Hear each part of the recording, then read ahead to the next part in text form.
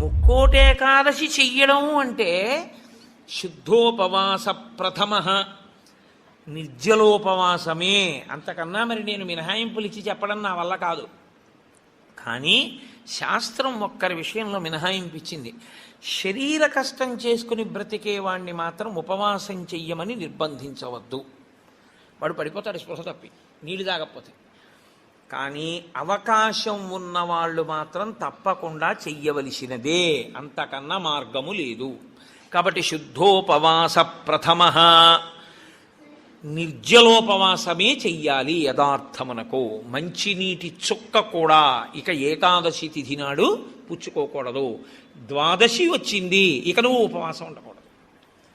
ద్వాదశి తిథి యందు ఉండగా, తిథి యందు పరివ్యాప్తమై ఉండగా నువ్వు ఉపవసించి ఉండకూడదు. మళ్ళీ వ్యతిరేక ఫలితం వస్తుంది. ద్వాదశి తిథి ప్రవేశించేసింది, ఇక నువ్వు పాలన చేసేయాలి.